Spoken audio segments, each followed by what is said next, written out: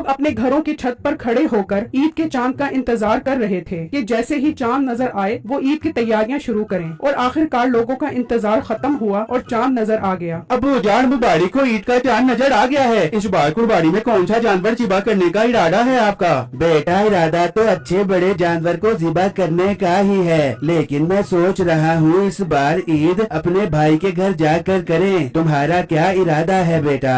अबू जान कुर्बानी का मजा तो अपने घर में ही आता है। वहाँ तो सारे लोग बहुत ज्यादा अमीर है, हम गोश्त कहाँ पर बांटेंगे? यहाँ तो ये फायदा होगा कि यहाँ बहुत गरीब लोग हैं, हम सारा गोश्त उन गरीबों में बांटेंगे जाकर। हाँ अबू जान बिट्टू ठीक कह रहे हैं, हम यहाँ पे ही कुर्बानी करेंगे, बहुत मजा आएगा कुर्बानी करने का। उसी गांव में एक और फैमिली भी थी जिसे सिर्फ लोगों को दिखाकर कुर्बानी करने का शौक था। अजी सुनते हो, चांद नजर आ गया है, अब ऐसे ही बैठे रहना है या कुर्बानी के लिए भी कोई जानवर लेकर आना है? हाँ हाँ जरूर लेकर आएगी कुर्बानी के लिए जानवर। तू परेशान क्यों होती है? मैं तो ये बात सोच सोच कर परेशान हो रही हूँ कि इस बार आपके पास पैसे तो है नहीं, तो कुर्बानी का जानवर कहाँ से लेकर आओगे? फिक्र न कर, मैं इस बार मीठे भाई को बोलूँगा कि आप मेरे हिस्से के पैसे दे, फिर बाद में मैं आपको दे दूंगा। ठीक है, अब जल्दी से जाकर बात करो उससे। फिर वो दोनों मियाँ बीवी मीठे के पास आते हैं। मीठे भाई चांद नजर आ गया है, कौन सा कुर्बानी का जानवर लेना है इस बार? भाई हर बार की तरह बड़ी गाय खरीदेंगे, छोटा जानवर ले तो उससे इज्जत का सारा फलूदा निकल जाता है। हाँ मिठे, देखा नहीं था पिछली बार जो तू छोटी सी गाय उठा के आ गया था तो कुलसूम ने कसम से मुझे बहुत बेइज्जत किया था। इस बार बहुत बड़ा जानवर लेके आई, कसम से उनकी नाक से धुआं निकलवा दे दूंगी। हाँ हाँ बेगम तू फिक्र न कर, इस बार भी बड़ा जानवर लेकर आएंगे, तू टेंशन न ले। मीठे भाई इस बार मेरे पास पैसे नहीं है, आप मुझे उधार दे दो, कुछ दिनों बाद मैं आपको दे दूंगा। ओ भाई क्या बात कर रहे हो?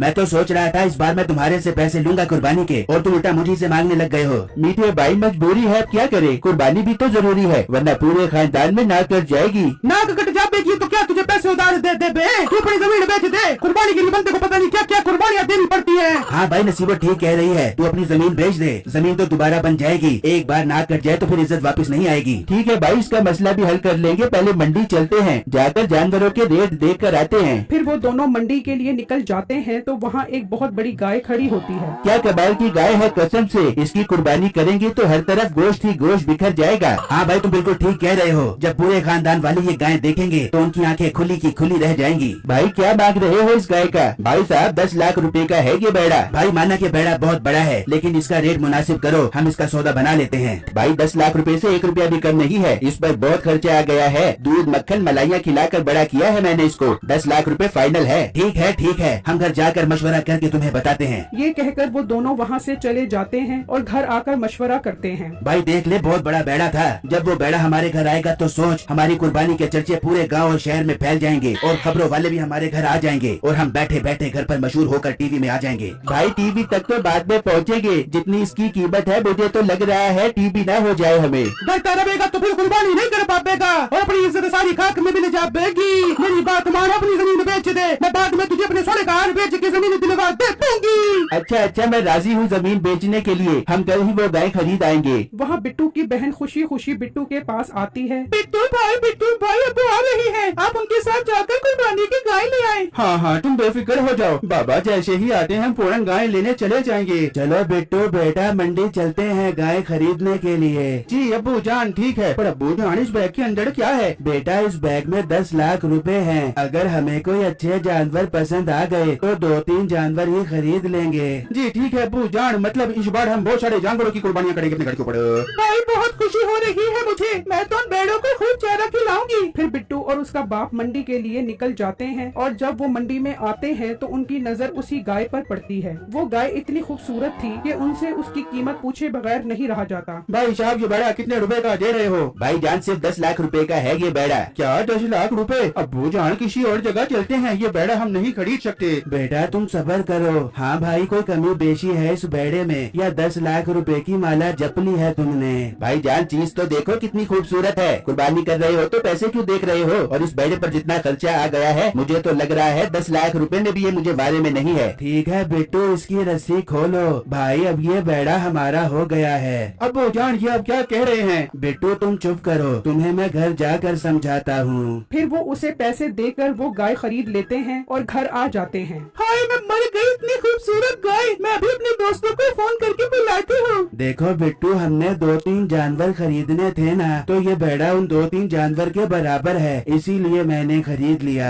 अरे वाह अब्बू जान, ये तो आप ठीक कह रहे हो। मैं भी जाकर इस भेड़े के लिए चढ़ा लेकर आता हूँ। वहाँ मीठे का भाई अपनी जमीन का सौदा कर देता है और वो दोनों पैसे लेकर मंडी जाते हैं। भाई वो भेड़ा कहाँ है जिसकी हम बात पक्की करके गए थे? वो भेड़ा तो बिक गया, साथ वाले गांव वाले खरीद कर ले गए हैं। क्या तुमने उसे बेच दिया? हमने कहा था कि हम मशवरा करके आ रहे हैं। नहीं, मैं क्या तुम्हारे इंतजार में बैठा रहूं? अच्छा ग्राहक आ गया था तो मैंने उसे बेच दिया। मीठे भाई मैंने अपनी जमीन बेच दी है, मुझे अब वो भेड़ा चाहिए। भाई थोड़ा हौसला कर, हम उनके पास जाकर वो भेड़ा ले लेते हैं। फिर वो दोनों बिट्टू के घर आते हैं तो वो वहाँ गाय देखकर खुश हो जाते हैं। मेरे प्यारे अंकल, ये गाय जो आप खरीद कर आए हो, हमने इसका सौदा किया था। वो तो हम घर से पैसे उठाने गए थे तो आप पीछे से आकर ये भेड़ा खरीद लाए हो। तो बेटा सौदा तो नसीब का होता है, ये भेड़ा हमारे नसीब में लिखा था, हमने खरीद लिया। अंकल आप अपना नसीब ईद तक के लिए हमें दे दो, हमने इस भेड़े की कुर्बानी करनी है। हम आपको इस गाय के 10-20 हजार रूपए ऊपर दे देंगे। नहीं बेटा, ये जानवर तो कुर्बानी का है, इसमें भेदभाव नहीं किया जाता, तुम यहाँ से जा सकते हो।